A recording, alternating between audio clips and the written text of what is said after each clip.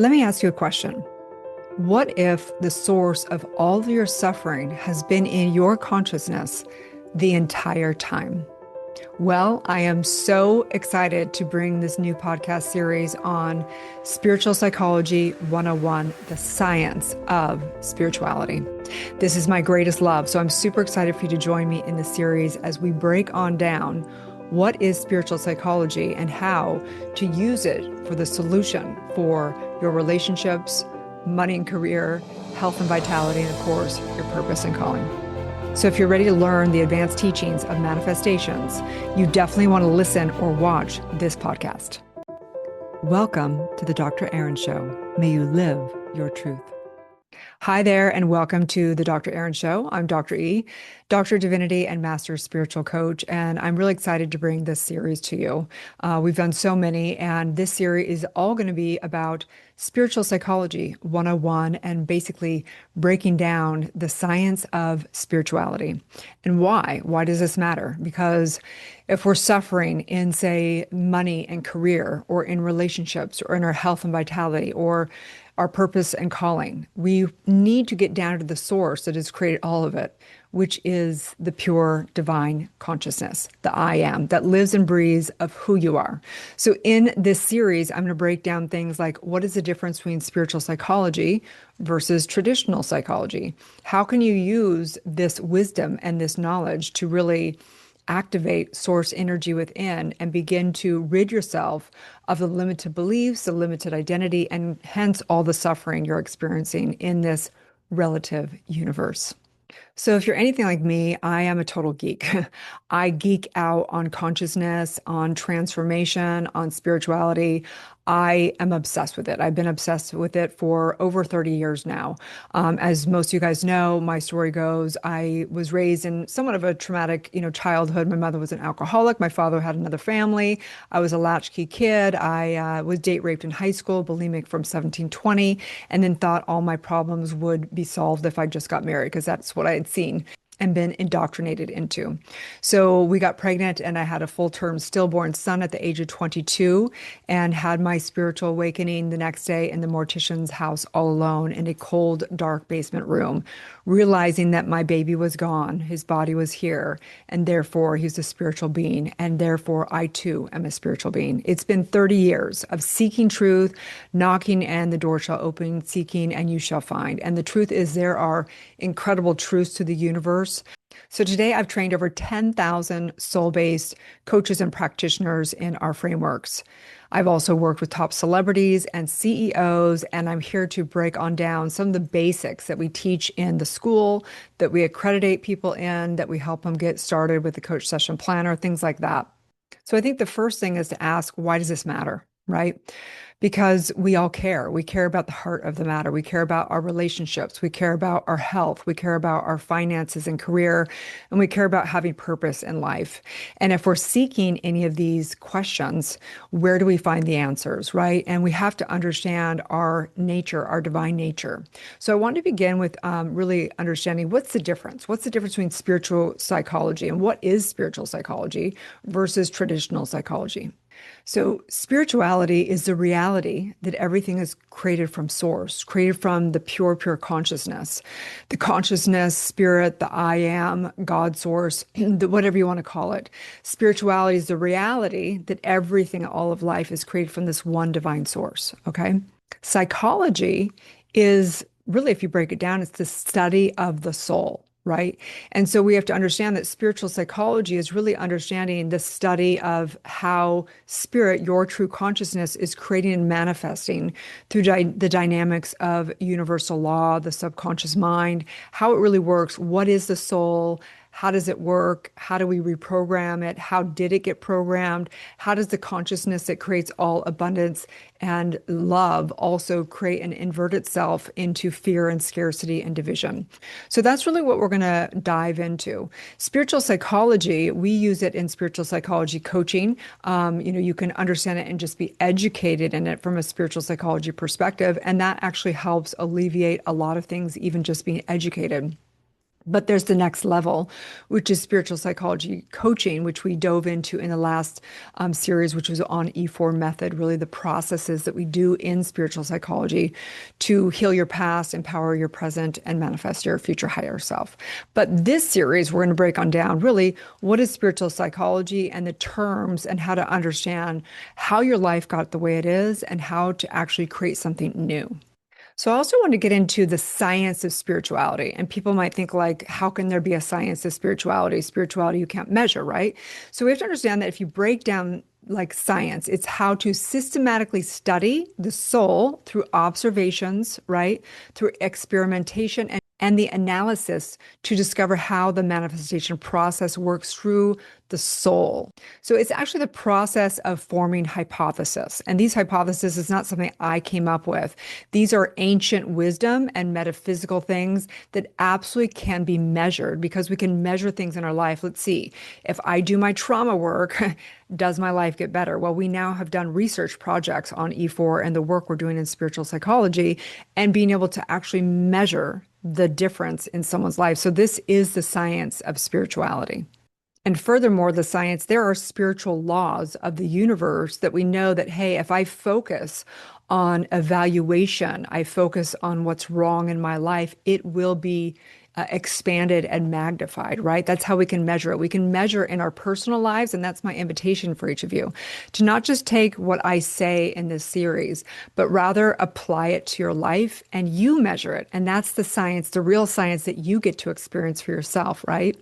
So my goal for this series is for you to really become aware, to really have the first step of awakening, which is really having awareness and deciding, deciding for yourself, do I want to keep suffering in my life? Or do I want to actually start doing the soul work and the spiritual psychology, coaching work and things, or whatever it is that is going to have you have liberation, right? Enlightenment and stop the negative stuck patterns. You're going to discover really how spiritual psychology is bridging ancient wisdom with modern science and really how we have packaged it into very specific, accessible, and tangible teachings to have everything actually add up. Everything should add up. Religion, science, philosophy, everything should really make sense. And if it doesn't, then something's missing. So one of the things I really want to start with today is making some clear distinctions of what we're not, okay? I am not a traditional psychologist. I am a doctorate of divinity and a master spiritual coach, okay? We teach spiritual psychology. We don't train psychologists. It's a very different field, okay?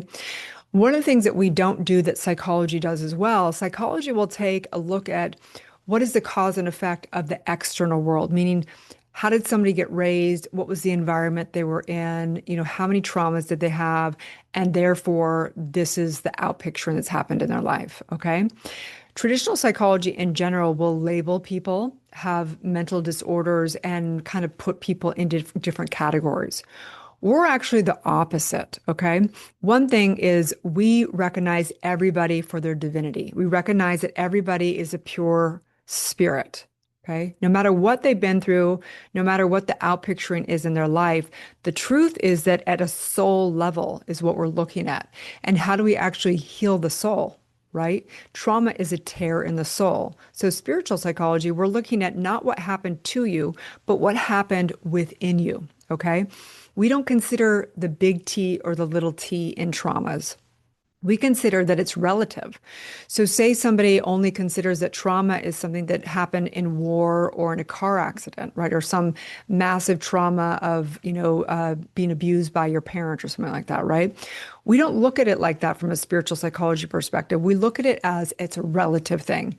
You could be, said something cruel by a friend in the jungle gym in elementary school, and that could be as big of a trauma at a subconscious soul level because it's relative, right? So we're looking at not what happened to you, but what happened within you. We also are completely against giving labels of dysfunction or titles to people. We actually, the entire work that we do in spiritual psychology is actually identity work, bringing people back to the only true identity, which is the I am. So we never want to say, hi, I'm Erin, I'm an alcoholic, right? And that's great. We love the 12 step and psychology. Hey, this person's a narcissist, or this person has, bipolar, or this person has whatever.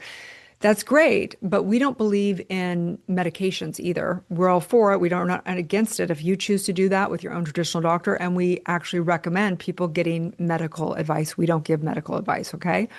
But what we do is we purify the soul. We purify the body, we purify the subconscious, and we purify, restoring the truth of somebody who they are whole and complete and divine as they are. And so I invite you, you may be a psychologist or maybe you're used to traditional psychology. And if that's the case, that's great. But this is not that conversation. So I'd recommend finding other teachers and things. And if you love that practice and that school of thought, if you will, then go do that.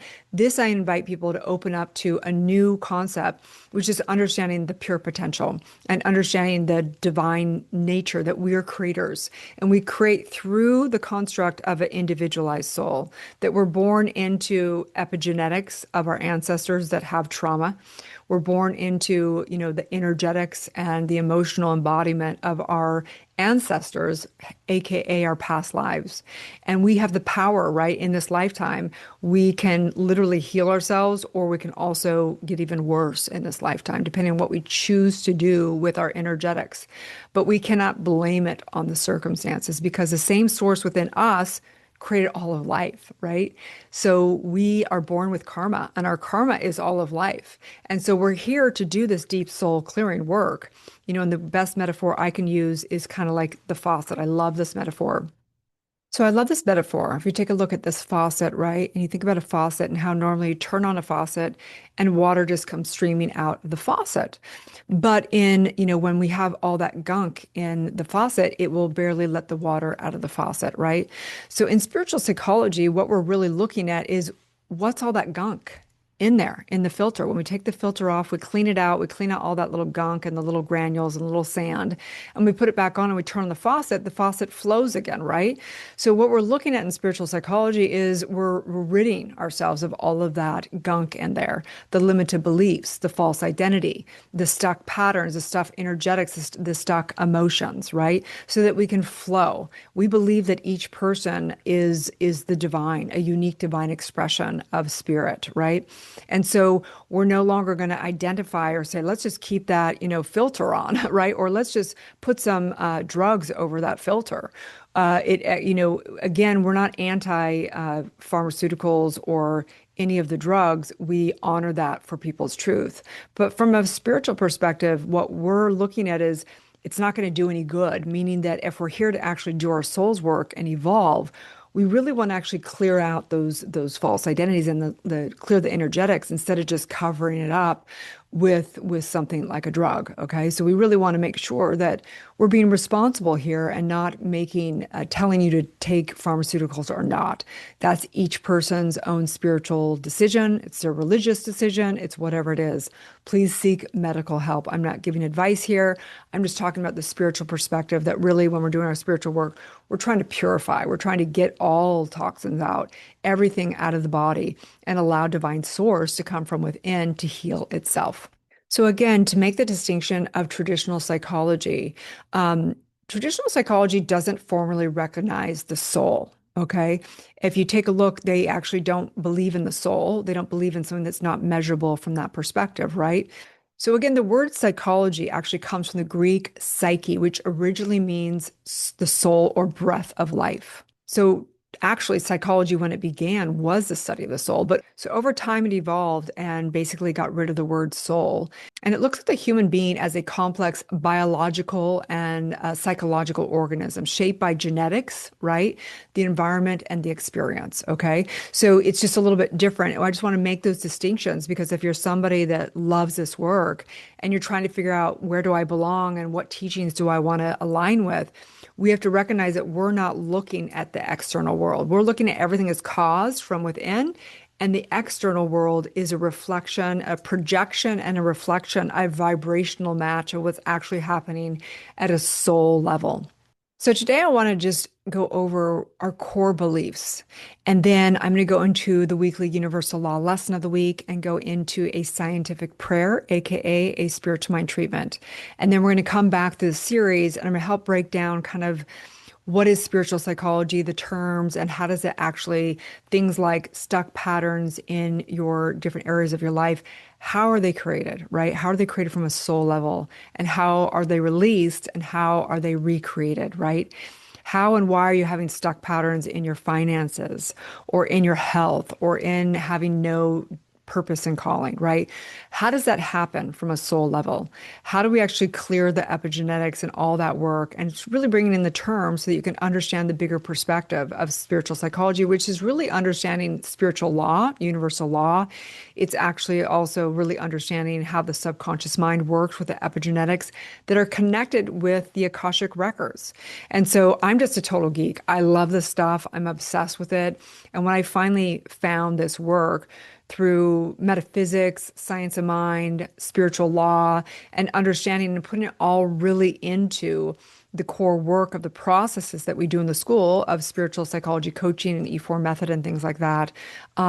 We just get such profound results with clients. We have so many hundreds of testimonials of people's lives shifting, them finally having, relationships that are working and thriving, them finally breaking through. We've seen people like literally grow back their hair. We've seen people's backs no longer have pain. We've witnessed people finally making money when they could not make money to save their life. We've seen people just really get liberated from a spiritual perspective, from a physical perspective. We've seen miracles after miracles after miracles. So my intention with this series is just to bring you some profound ancient wisdom tied into modern science and be able to really help you make some distinctions to make it all make sense. So I want to read right now what we believe. So let's just make this into our prayer of the day, taking a deep breath in. Just exhaling out, I recognize that we believe and we know really, truly, that there is one power in the universe, and it's love. The living spirit almighty within, one indestructible, absolute, and self-existent cause. This one manifests itself in and through all creation, but is not absorbed by its creation. The manifest universe is the body of spirit. It is the logical and necessary outcome of the infinite self-knowingness of the expression of love. We believe in the individualization of the spirit within us and that all people are the individual and spirit, the microcosm and the macrocosm, experiencing being divided, but eternally divine. We believe in eternality, immortality, and the continuity of the one soul forever expanding. We believe that heaven is within us and that we experience it to the degree that we become conscious of it. We believe the almighty goal of life is to be completely free of all discord of every nature, and that this goal is sure to be obtained by all through conscious awakening. We believe in the unity of all of life and that the highest God and the innermost God is one God within. We believe that God is personal to all who feel this indwelling presence. We believe in the direct revelation of truth through our intuitive and spiritual nature, and that anyone may become a revealer of truth by living in close contact with the indwelling presence. We believe that spirit operates through a universal mind that receives the direct impress of our thoughts and reflects back to us accordingly. Furthermore, the extent to which we align with truth determines the extent to which we experience our divinity. And then lastly, we believe in the healing of the sick and the control of conditions through the power of the divine mind. This one mind is the unity of the individual consciousness, collective consciousness, and cosmic consciousness. We believe in the eternal goodness and the eternal loving kindness and the eternal givingness of the divine source within. Okay, amazing. And then each week we have a universal law lesson of the week, which means there's spiritual laws of the universe. Okay. There's just truths and there's relative truths, meaning like energy cannot be destroyed. That's an ultimate truth. Okay? A relative truth is like, I don't like vanilla ice cream. I like chocolate instead, right? It's like, it's a choice, right? You get to have a perspective. So each week, it's important that we go over universal law to understand and remember the truth of who we are. So this week's universal law is the law of immortality. From a spiritual perspective, there's no such thing as time. The truth of who you are is immortal, right? This body is an expression, but it's not the truth. You're all lifetimes. You've been here forever. You're here now, and you will be here forever. It's the truth of consciousness, okay? So really, if you think about time, it's really only the essence of your full expression. You're here to really just have full expression in this relative universe. And knowing that, everything in spirituality actually becomes reality. Okay. So the truth is, we're immortal and eternal. And therefore, it's our destiny actually to have immortal life in this lifetime, in this life, in this physical world. And the truth is, like, if you have children, right? They're you, right? So we already have eternal life. We are our ancestors. We are children, right? So there's already, we just see it differently than what the world has told us. Our children aren't us, our ancestors aren't us, but the truth is we're already that. And we're seeing more and more longevity. We will actually probably actually break through and be able to have a way of having us in, one body for eternity. But right now we have it already. That's the truth of who we are. So what does this universal law teach us? That we're mortal, and what we do, it's not like it's like, oh, whatever, it's only, life is fleeting. No, what we do in this lifetime becomes our karma for other lifetimes. We're mortal, eternal spiritual beings. So when we awaken to that, we really have more responsibility, but we also can stand on the shoulders of the greats. We really can live the eternal life right here, right now. And so again, just taking a deep breath in, just knowing eternal life, eternal love, knowing there's one mind, there's one soul, and there's one life. I recognize the spiritual psychology that all of life has come from spirit source, the true I am, and that everything is the reality of that. I recognize psychology being the study of the soul and recognizing that whatever's happened within your soul is what's being outpictured in your life. It's projected and reflected back. So if we want anything to change in the external world, we have to change it from a soul level, that's where everything is created. And so I'm knowing new thoughts, new creations, spiritual awakening. I'm knowing absolute transformation, absolute revelations, and absolute immortal, eternal life as enlightened beings. I'm just saying yes to this. I'm so excited.